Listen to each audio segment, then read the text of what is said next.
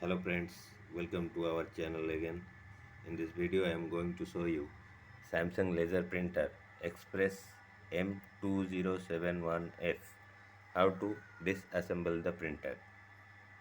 Basic disassemble the Samsung printer. So you have to open this top cover, then the cartridge cover, then there are two nuts here, one on right side, one left side.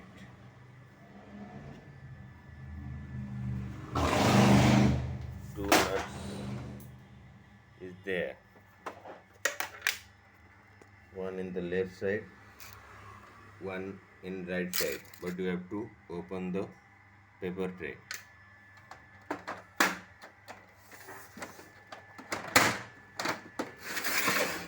And six nuts in back sides, one here, another, and four in back side. One, two, three, four. So there are 10 nuts you have to open. Then the printer will be disassembled. After opening all the nuts, these are the side covers we have opened.